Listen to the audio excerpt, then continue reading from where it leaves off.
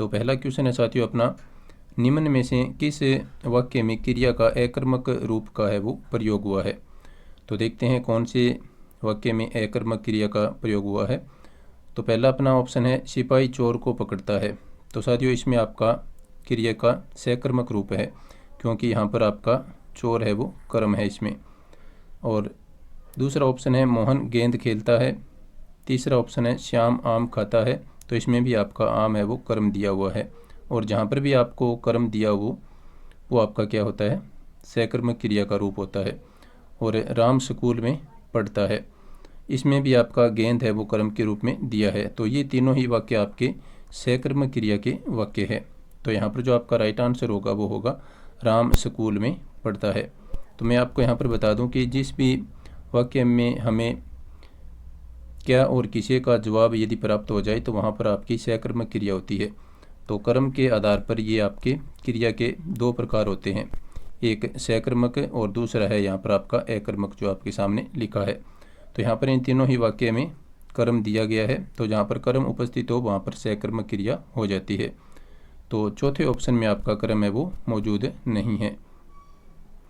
चलते हैं next question पर। नेक्स्ट क्वेश्चन देखते हैं।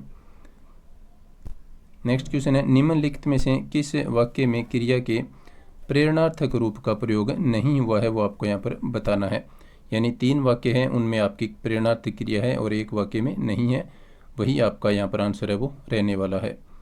तो देखते हैं, बच्चे को रोटी खिलाओ। तो यहाँ पर है वो प्रेरणा दी जा रही है किसी को। दूसरा है, वह घर आना चाहता है। और तीसरा वाक्य है, पिता ने लड़के को कहानी सुनाई। तो यहाँ पर कहानी सुनाने की प्रेरणा है वो एक तरह से दी जा रही है, इसमें प्रेरणा का भाव है। मोहन मुझसे किताब लिखाता है, यानी किसी के द्वारा कोई काम करने की प्रेरणा है वो दी जा रही है। तो यहाँ पर जो आपका 2 नंबर ऑप्शन है, इसमें है वो किसी भी प्रकार की प्रेरणा का भाव नहीं है, वह घर आना चाहता है। तो ये आपका प्रेरणार्थक क्रिया का वाक्य नहीं है। तो 2 नंबर ऑप्शन यहाँ पर आपका राइट आंसर है वो रहने वाला है। नेक्स्ट क्वेश्चन देखिए। उससे पहले आपसे एक बार फिर से निवेदन कि आप क्लास को पूरा देखें और अपने साथियों को इस वीडियो को शेयर भी अवश्य करें। खास करके एसआई और सीईटी का जिनका अभी आगे एग्ज़ाम है, उनके लिए पुराने प्रश्न पत्र काफ़ी महत्वपूर्ण रहने वाले हैं, क्योंकि हिंदी व्याकरण में अक्सर जो है पुराने प्रश्न रिपीट होते हैं। तो तीसरा क्वेश्चन देखिए अपने, किस विकल्प में विशेषण शब्द है वो आपको छांटना है। तो विशेषण शब्द कौन सा है, तो देखते हैं इसमें अमात्य, अनुचित, अभ्यास और अमावस। तो साथियों जहाँ पर भी आपको विशेषण शब्द छांटना हो उसके आगे आप किसी प्रकार से कोई संज्ञा है वो लगा करके चेक कर सकते हैं, जिससे आपको पता चलेगा कि इसमें विशेषण है। तो देखिए यहाँ पर जो अनुचित शब्द है इसके आगे मैं कोई शब्द लगाता हूँ, जैसे अनुचित कार्य या फिर अनुचित तरीका। तो ये क्या है, इन दोनों ही शब्दों की विशेषता बता रहा है। तो इन दोनों शब्दों की विशेषता बताने के चलते अनुचित यहाँ पर क्या है, आपका विशेषण है। बाकी इन सभी के आगे यदि आप कोई संज्ञा लगाते हो तो आपका कोई है वो इसमें विशेषता वाला वाक्य प्राप्त आपको नहीं होता है। तो यहाँ पर अनुचित है वो क्या है, आपका यहाँ पर विशेषण शब्द है। नेक्स्ट क्वेश्चन देखिए, किस विकल्प में संबंध सूचक अवयव का प्रयोग है वो हुआ है। अवयव किसको कहते हैं, जिसमें वाक्य में किसी क्रिया, लिंग, वचन का कोई जिस शब्द के ऊपर प्रभाव नहीं पड़ता है उसको अपने अवयव शब्द है वो कहते हैं। तो देखना है आपको यहाँ पर कि कौन से विकल्प में जो संबंध सूचक अवयव का प्रयोग नहीं हुआ है वो आपको देखना है। यानी 3 में यहाँ पर आपका संबंध सूचक अवयव है वो आया है। तो देखिए इसमें धन के बिना किसी का काम नहीं चलता। दूसरा वाक्य है, नौकर मालिक के यहाँ रहता है। और तीसरा है, वैसे तो राजा भी प्रजा सेवक है। चौथा है, यह काम जानने से पहले करना चाहिए। तो साथियों यहाँ पर जो आपका संबंध सूचक अवयव का प्रयोग नहीं हुआ है वो आपका वाक्य है तीसरा ऑप्शन, वैसे तो राजा भी प्रजा सेवक है। तो यहाँ पर देखिए इसमें धन के बिना यहाँ पर यह आपका संबंध सूचक के रूप में आया है। मालिक के यहाँ रहता है, तो मालिक के यहाँ रहता है तो ये इसका यहाँ पर संबंध के रूप में आया है। यह काम जानने से पहले यहाँ पर आपका संबंध बोधक अवयव है वो दिया गया है। तो यहाँ पर जो तीसरा ऑप्शन है, वैसे तो राजा भी प्रजा सेवक है, यहाँ पर कोई भी आपका संबंध सूचक अवयव का प्रयोग नहीं किया गया है, तो तीसरा ऑप्शन यहाँ पर राइट आंसर है वो रहेगा। इसमें आपका जो एक होता है, इसमें यहाँ पर भी दिया गया है इस ऑप्शन में, देखिए तो ये भी क्या है, ये आपका एक निपात अवयव है। कौन सा है, ये आपका निपात के रूप में यहाँ पर अवयव है वो आया है। तो देखिए जैसे भी है और एक आपका ही होता है, एक आपका तक होता है, ये सभी क्या है, निपात के रूप में आते हैं। एक आपका तो आता है, एक आपका यहाँ पर भर आता है वाक्य के अंदर, तो ये सभी क्या है, निपात के रूप में आते हैं। नेक्स्ट क्वेश्चन देखिए, इसमें पूछा गया है आपको 5वें क्वेश्चन में कि विस्मयादि बोधक अवयव की दृष्टि से असंगत विकल्प है वो कौन सा है। तो देखिए इसमें असंगत कौन सा है, संबोधक, संबोधन द्योतक, तो इसमें अरे आता है, अपने संबोधन के रूप में अरे का प्रयोग है वो करते हैं। और तीसरा है तिरस्कार बोधक, जिसमें छी का प्रयोग अपने करते हैं, यानी कोई चीज़ हमें पसंद नहीं होती है तो उससे संबंधित हमें छी विस्मयादि बोधक अवयव का प्रयोग है वो करते हैं, तो ये भी आपका सही है और ये भी सही है। इसके बाद में है स्वीकार बोधक, तो इसके लिए हम जी शब्द का प्रयोग है वो करते हैं कि जी ऐसा होना चाहिए, तो इस प्रकार से इसमें भी आपका विस्मयादि बोधक अवयव के रूप में जी का जो स्वीकार बोधक है वो बिल्कुल सही है। चौथा ऑप्शन देखिए आश्चर्य बोधक, इसमें यहाँ पर धन्य का प्रयोग किया गया है, तो ये आपका यहाँ पर गलत है। तो आश्चर्य के रूप में अपने किसका प्रयोग करते हैं, जैसे अपने कोई जो शॉकिंग जो कोई कार्य होता है उसके लिए अपने धन्य शब्द का प्रयोग यहाँ पर नहीं करेंगे। धन्य शब्द है वो साथियों अक्सर संबोधन जो बोधक अवयव होता है वहाँ पर किया जाता है, तो यहाँ पर 4 नंबर विकल्प है आपका राइट आंसर है वो रहेगा। नेक्स्ट क्वेश्चन पर अपने चलते हैं।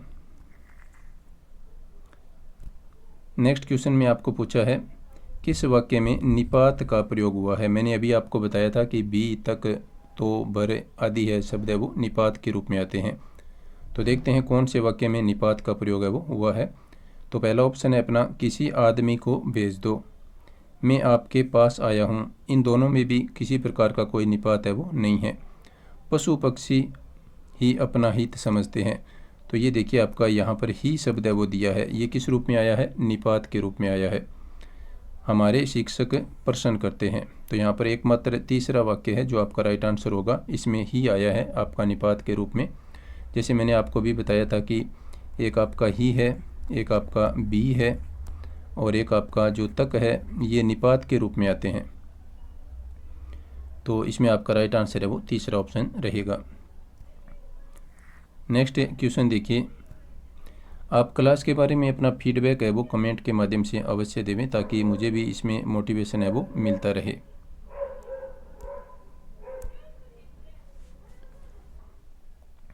नेक्स्ट क्वेश्चन देखिए 7 नंबर क्वेश्चन, वह आजकल पढ़ रहा है, वाक्य में रेखांकित पद क्रिया विशेषण के किस भेद का उदाहरण है। तो साथियों मैं आपको बता दूं कि यहाँ पर आपको पूछा है जो आजकल शब्द है ये क्रिया विशेषण का कौन सा प्रकार है।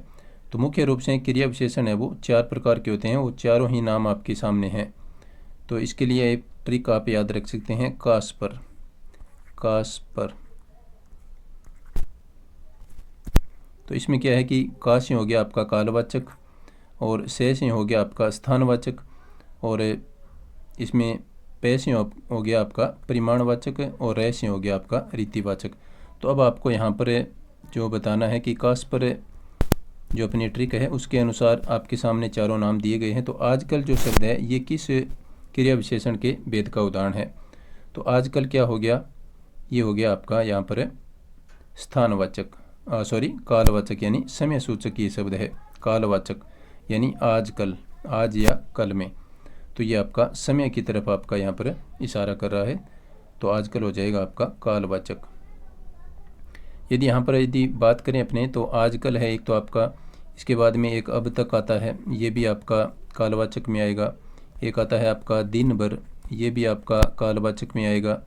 इसके बाद में जैसे सुबह या शाम, ये शब्द जो होते हैं ये आपके कालवाचक के रूप में आते हैं। और यदि अपनी बात करें यहाँ पर स्थानवाचक की, तो स्थानवाचक के रूप में साथियों आपके आते हैं आगे, यानी वाक्य में आपको आगे या पीछे यहाँ वहाँ ऐसे प्रकार के जो आपको शब्द मिलते हैं वो सभी क्या होते हैं, स्थानवाचक शब्द होते हैं। दाएं बाएं ये सभी क्या है, आपके स्थानवाचक शब्द होते हैं। इसके बाद में जो आपका तीसरा है, इसमें एक रीतिवाचक आता है। तो रीतिवाचक में जैसे एक रीति के रूप में अपने शब्दों का प्रयोग करते हैं, जैसे वाक्य में कई बार लिखा होता है धीरे धीरे, तो ये रीति को आपको बताता है। इसके बाद में जैसे फटाफट शब्द है वो आपका लिखा होता है कई बार, फटाफट, ये भी आपका क्या है, रीतिवाचक है। एक होता है आपका ध्यानपूर्वक, ध्यानपूर्वक, ये सभी क्या है, आपके रीतिवाचक के क्रिया विशेषण के उदाहरण होते हैं। इसके बाद में एक आपका यहाँ पर बच गया परिमाणवाचक। तो परिमाणवाचक में आपको अक्सर कौन से शब्द मिलते हैं, जैसे एक आपको मिलता है अल्प, एक आपको मिलता है अधिक, यानी एक तरह से ये मात्रा की तरफ आपको ले जाते हैं। एक आपको मिलता है कुछ, और एक आपको मिलता है काफ़ी। इस प्रकार के कुछ जो शब्द हैं वो आपको परिमाणवाचक अवयव की तरफ लेकर के जाते हैं। तो यहाँ पर जो आपका राइट आंसर था इस वाक्य में, आजकल है वो किसके लिए आया है, कालवाचक के लिए आया है। क्लास के बारे में आप अपना फीडबैक है वो कमेंट के माध्यम से अवश्य दें। नेक्स्ट क्वेश्चन है अपना, किस विकल्प के सभी शब्द परस्पर पर्यायवाची है वो नहीं है, वो आपको देखना है कि कौन से शब्द पर्यायवाची नहीं है। यानी यहाँ पर 3 विकल्प ऐसे हैं जो आपस में पूरी तरह से पर्यायवाची के रूप में आए हैं। एक विकल्प है जिसमें सभी शब्द एक दूसरे के पर्यायवाची नहीं है। तो देखिए इसमें अपने बात करें तो पहला अपना ऑप्शन है पंक्ति, सरणी और पंक्ति, ये सभी किसके पर्यायवाची हैं, ये आपके पंक्ति के पर्यायवाची हैं। और यदि बात करें तो पंक्ति क्या है, ये आपका तत्सम शब्द है और इसका तद्भव क्या हो जाएगा, पंगत हो जाएगा। इसका तद्भव क्या होगा, पंगत। दूसरा है आपका युद्ध, रण और समर, ये तीनों ही आपके युद्ध के पर्यायवाची है। तीसरा है छिद्र, रंध्र और वीवर, ये भी आपके छिद्र के पर्यायवाची है। चौथा ऑप्शन है वो आपका यहाँ पर राइट आंसर होने वाला है। तो देखिए इसमें चावल है, इसमें तंदुल है और एक पायस है। तो मैं आपको यहाँ पर बता दूं कि जो पायस होता है वो खीर का पर्यायवाची होता है। पायस किसका पर्यायवाची है, खीर का पर्यायवाची। और इधर आपके क्या दिया है, चावल और तंदुल, ये दोनों आपस में पर्यायवाची है, लेकिन पायस का अर्थ होता है यहाँ पर खीर, तो ये आपके पर्यायवाची है वो नहीं है। तो यहाँ पर मैं जानकारी के लिए आपको बता दूं कि जो कई बार एक आपसे शब्द पूछा जाता है पायस, जैसे यहाँ पर आया है पायस, पायस का अर्थ हो गया खीर।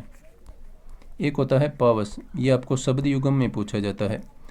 पावस का अर्थ होता है वर्षा ऋतु, क्या होता है, वर्षा, ये वर्षा ऋतु, वो ये होता है आपका पावस का। तो पायस और पावस ये दोनों ही शब्द युगम में काफ़ी बार पुराने पेपर्स में पूछे गए हैं, तो इनको आप अच्छी तरह से याद रखें।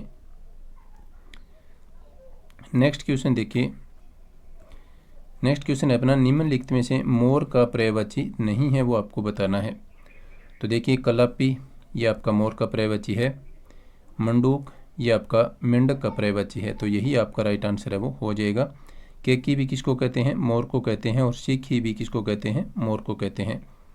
तो यहाँ पर जो मंडूक है वो आपका मेंढक का पर्यायवाची है। जैसे मेंढक को और किस नाम से अपने पर्यायवाची के रूप में पढ़ते हैं, एक होता है दादुर, दादुर, ये मेंढक का पर्यायवाची है। एक होता है वर्षाबू, वर्षाबू भी आपका मेंढक का पर्यायवाची है। और एक होता है दुर्धर, ये सभी आपके मेंढक के पर्यायवाची है। नेक्स्ट क्वेश्चन की तरफ अपने चलते हैं। नेक्स्ट क्वेश्चन देखिए, किस विकल्प के सभी शब्द परस्पर पर्यायवाची नहीं है वो आपको यहाँ पर बताना है। तो यानी 3 ऑप्शन में आपके पर्यायवाची दिए गए हैं, एक विकल्प ऐसा है जिसमें आपस में सभी शब्द है वो पर्यायवाची के रूप में नहीं दिए गए हैं, तो वही आपका राइट आंसर यहाँ पर रहने वाला है।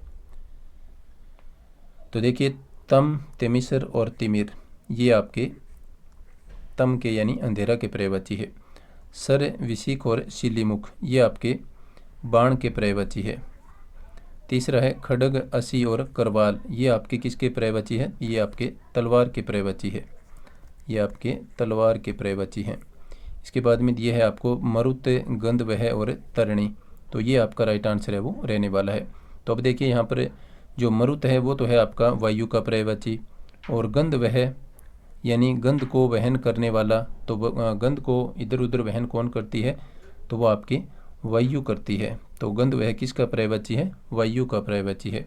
इसके बाद में आपके दिया है तरणी, तो तरणी है वो आपका नाव का पर्यायवाची है। किसका पर्यायवाची है? नाव का पर्यायवाची है। तो यहाँ पर नाव के यदि अन्य पर्यायवाची की बात करें तो नाव के लिए अपने एक तरी शब्द का भी प्रयोग करते हैं और द्रोणी शब्द का भी प्रयोग करते हैं नाव के लिए, और एक आपने तरिणी भी शब्द का जो प्रयोग है वो नाव के अर्थ में है वो किया जाता है। और मैं आपको यहाँ पर बता दूं कि कई बार आपसे ये जो शब्द युगम के रूप में पूछा जाता है, तरणी और एक तरणी। तो देखिए यहाँ पर ये जो तरणी है ये आपकी नाव हो जाएगी, और ये जो तरणी है इसका अर्थ होता है सूर्य। थोड़ा सा यहाँ पर फर्क है, यहाँ पर बड़ी ई की मात्रा लगी है तो नाव का अर्थ देगी, और यहाँ पर छोटी ई की मात्रा यदि लगेगी तो वो आपको सूर्य का अर्थ है वो देती है। और इसके बाद में यदि अपने बात करें तो वायु को आपको पता ही है कि पवन, समीर, वायु ये सभी है वो वायु के पर्यायवाची होते हैं। और गंध का वैसे अर्थ होता है आपका गंध वह, यानी गंध को वहन करने वाली कौन होती है? वायु। चलते हैं नेक्स्ट क्वेश्चन पर। उससे पहले आपसे एक बार फिर से निवेदन कि आप क्लास को लाइक और शेयर अवश्य करें, और कमेंट के माध्यम से अपना फीडबैक है वो आपको अवश्य है वो देना है कि क्लास आपको किस प्रकार की लगी। आपको लगातार पुराने प्रश्न पत्र के माध्यम से हिंदी व्याकरण के जो पुराने प्रश्न हैं उनका अपने प्रैक्टिस है वो करते रहेंगे। नेक्स्ट क्वेश्चन देखिए, यहाँ पर आपको पूछा है असंगत विलोम शब्द आपको बताना है, यानी 3 संगत है और एक जो असंगत है वही आपका राइट आंसर है यहाँ पर रहेगा। तो देखिए यहाँ पर व्यक्तिक यानी अकेला जो व्यक्ति विशेष से संबंधित है, और सामूहिक यानी सार्वजनिक के रूप से, तो ये इसका बिल्कुल सही जो विलोम शब्द है वो दिया गया है। एक है यहाँ पर उतरना और एक गिरना, तो ये दोनों ही एक तरह से आपस में समानार्थी शब्द तो नहीं कह सकते, लेकिन ये विलोम शब्द आपके यहाँ पर नहीं है। तो नेक्स्ट जो देखिए तरल, इसका होता है विलोम शब्द ठोस के रूप में, तो ये भी आपका सही है। और न्यून इसका होता है अधिक, ये भी आपका सही है। तो 2 नंबर विकल्प है वो आपका राइट आंसर यहाँ पर रहने वाला है। उतरना का जो विलोम शब्द है तो वो क्या होगा साथियों? तो इसका होगा आपका चढ़ना। ये इसका सही विलोम शब्द क्या होगा? चढ़ना होगा। और इसके बाद में नेक्स्ट अपने क्वेश्चन की तरफ चलते हैं। नेक्स्ट क्वेश्चन आपको फिर से विलोम शब्द से संबंधित यहाँ पर पूछा है कि असंगत विलोम शब्द आपको यहाँ पर बताना है। तो देखिए रिजु का होता है वक्र, ये बिल्कुल सही है और बहुत बार पुराने पेपर्स में ये रिपीट हुआ है और आगे भी रिपीट होता रहेगा। रिजु का होता है वक्र, यानी रिजु का अर्थ होता है सीधा और वक्र का अर्थ होता है आपका टेढ़ा। इसके बाद में नेक्स्ट जो आपका विकल्प है वो है गत का आगत। गत यानी जाने वाला और आगत यानी आने वाला। बड़ा का यहाँ पर दिया है लंबा, तो ये एक तरह से यहाँ पर समानार्थी शब्द के रूप में है, न कि विलोम शब्द के रूप में, तो यही विकल्प आपका राइट आंसर है वो रहेगा। एक दिया है आपका कृश यानी छोटा और स्थूल यानी बड़ा, बड़े रूप में, तो ये आपका यहाँ पर विलोम शब्द सही है। तो ये 3 विकल्प यहाँ पर सही दिए गए हैं। तीसरे विकल्प में बड़ा का लंबा नहीं होता, बड़ा का क्या हो जाएगा आपका यहाँ पर जो सही विलोम शब्द होगा वो होगा छोटा। चलते हैं नेक्स्ट क्वेश्चन की तरफ। नेक्स्ट क्वेश्चन काफ़ी महत्वपूर्ण क्वेश्चन है। इस क्वेश्चन में आपको काफ़ी कुछ बातें हैं वो सीखने को यहाँ पर मिलेगी। नेक्स्ट क्वेश्चन देखिए, दीक्षा देने वाला वाक्यांश के लिए उपयुक्त सार्थक शब्द है वो कौन सा है? तो ऑप्शन है आपके सामने दीक्षक, दीक्षांत, दीक्षित और दाक्षिण्य। तो साथियों दीक्षा देने वाला कौन होता है? तो इसके लिए आपका जो सार्थक शब्द होगा वो होगा दीक्षक। तो इसमें दीक्षा देने वाले को क्या कहते हैं? दीक्षक कहते हैं। अब यहाँ पर एक आपके शब्द दिया है दीक्षांत, यानी दीक्षा का अंत, यानी जो अध्ययन काल की जो समाप्ति होती है उसको दीक्षांत है वो कहा जाता है।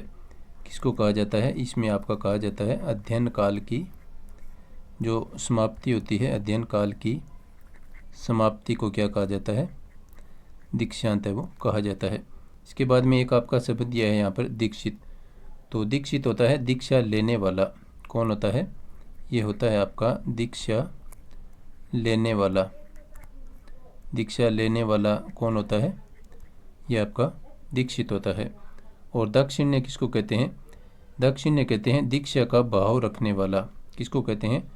दीक्षा का भाव रखने वाला। दीक्षा का भाव रखने वाला क्या कहलाता है? दक्षिण्य कहलाता है, भाव रखने वाला। तो यहाँ पर दीक्षा देने वाला कौन होता है? दीक्षक होता है, जो आपका राइट आंसर यहाँ पर ए ऑप्शन है वो रहेगा। नेक्स्ट क्वेश्चन देखिए। नेक्स्ट आपका क्वेश्चन है, बहुज्ञ का आपको विलोम शब्द बताना है। तो बहुज्ञ का विलोम शब्द क्या होता है? तो ये होता है आपका अल्पज्ञ, यानी बहुत कुछ जानने वाला तो होता है बहुज्ञ, और अल्प जानने वाला यानी थोड़ा जो जानने वाला होता है उसको अल्पज्ञ कहते हैं। और बहुज्ञ का जो समानार्थी शब्द के रूप में यदि बात करें, सर्वज्ञ यानी सब कुछ जानने वाला। सर्वज्ञ को यदि अपने देखें तो सर्वज्ञ होता है सब तरह से जानकार, ये आपका हो जाएगा सब तरह से जानकार, सब तरह से जानकार, वो क्या होता है? सर्वज्ञ होता है। एक यहाँ पर दिया है आपका अभिज्ञ। अभिज्ञ किसको कहते हैं? अनजान को कहते हैं, अनजान को क्या कहते हैं? अभिज्ञ। और इसी को अपने कई बार पेपर्स में देखते हैं अनभिज्ञ के रूप में भी ये आता है। तो अनभिज्ञ और अभिज्ञ है, ये दोनों ही क्या है कि आपस में एक दूसरे के समानार्थी शब्द है। एक होता है विज्ञ, इसका अर्थ होता है जानकार, बुद्धिमान या फिर विशेष ज्ञान रखने वाला, क्या कहलाता है? विज्ञ कहलाता है। तो बहुज्ञ का विलोम शब्द हो जाएगा अल्पज्ञ। चलते हैं नेक्स्ट क्वेश्चन की तरफ। नेक्स्ट क्वेश्चन यहाँ पर देखिए, किस विकल्प में वाक्यांश के लिए प्रयुक्त शब्द है वो उपयुक्त है? यानी वाक्यांश के जो एक शब्द का ये संबंधित आपका क्वेश्चन है, तो कौन सा यहाँ पर उपयुक्त है वो आपको बताना है। यानी 3 गलत है और एक आपका यहाँ पर सही दिया गया है, वही आपका राइट आंसर रहने वाला है।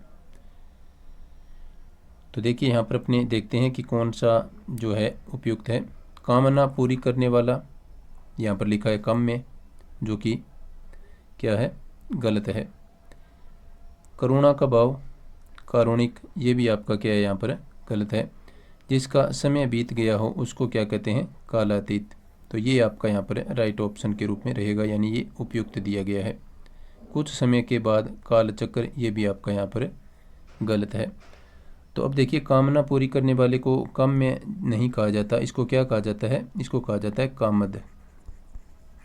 कामना पूरी करने वाला यानी कामद कहलाता है। और करुणा का जो भाव है साथियों, उसको कारुणिक नहीं कहा जाता, तो इसको कहा जाता है आपका, करुणा का भाव कहलाता है संवेदना या फिर सहानुभूति। संवेदना या फिर सहानुभूति किसको कहते हैं? करुणा के भाव को कहते हैं। तो कामना पूरी करने वाला कामद हो जाएगा, और करुणा का भाव है उसको संवेदना या फिर दया के रूप में अपने जानते हैं। जिसका समय बीत गया हो उसको कालातीत कहते हैं। तो ये आपका यहाँ पर 3 नंबर ऑप्शन है, बिल्कुल सही दिया गया है। नेक्स्ट ऑप्शन देखिए, प्रश्न देखिए, किस विकल्प में शब्द युगम का क्रम से सही अर्थ है वो दिया गया है? तो देखते हैं इसमें कौन सा आपका जो राइट आंसर है वो हो जाएगा। साथियों अपना उद्दत और उद्यत।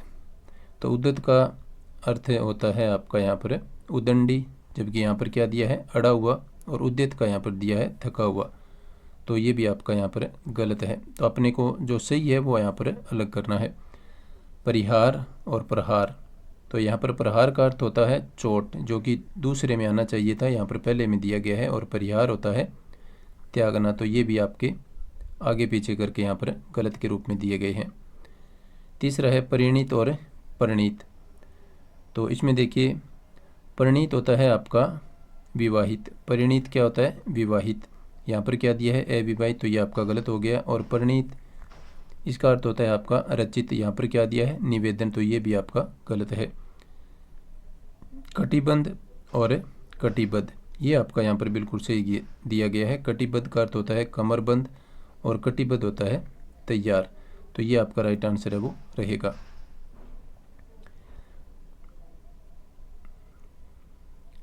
चलते हैं नेक्स्ट क्वेश्चन की तरफ। नेक्स्ट क्वेश्चन देखिए, यहाँ पर किस विकल्प में वाक्यांश के लिए उपयुक्त जो प्रयुक्त शब्द है यहाँ पर वो आपके उपयुक्त नहीं है, वो आपको बताना है। यानी 3 यहाँ पर सही है, जो गलत है वो आपका यहाँ पर राइट आंसर है वो रहने वाला है। जिसकी रक्षा की गई हो, तो यहाँ पर लिखा है रक्षणीय। योजना करने योग्य, योज्य। रंगमंच का पर्दा, यवनिका। और पूर्णिमा की रात, राका। तो साथियों यहाँ पर जो आपका गलत दिया गया है वो है पहला ऑप्शन, जिसकी रक्षा की गई हो उसको अपने रक्षणीय नहीं कहते, क्योंकि रक्षणीय का अर्थ होता है रक्षा करने योग्य। रक्षणीय का क्या अर्थ होगा? रक्षा करने योग्य। रक्षा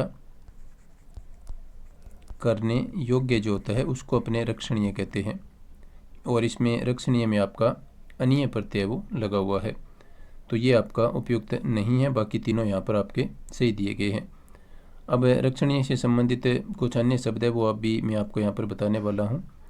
तो एक तो होता है आपका जिसकी रक्षा की गई हो उसको क्या कहते हैं? अपने रक्षित कहते हैं।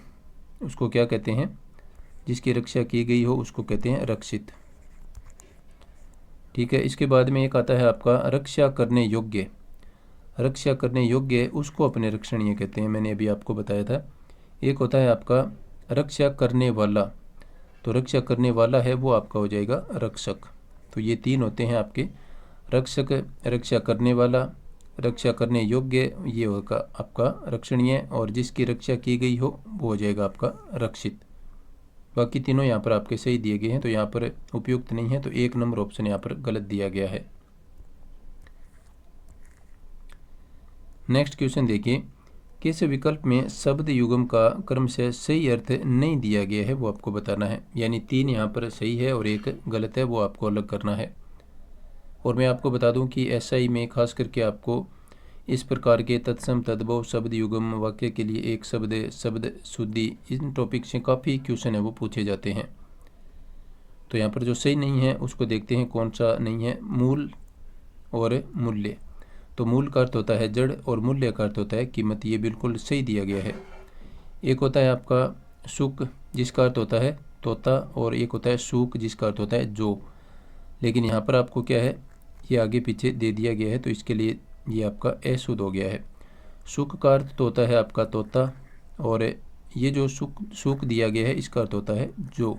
ये आगे पीछे होने की वजह से यहाँ पर गलत विकल्प हो गया है।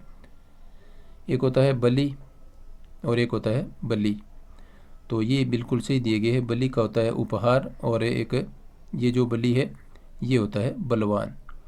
मेघ ये होता है बादल, और मेद होता है आपका यज्ञ। तो मैं आपको यहाँ पर बता दूं कि एक ये जो आपका जो शब्द दिया गया है ये आपका तद्भव शब्द है, तो इसका तत्सम क्या होता होगा?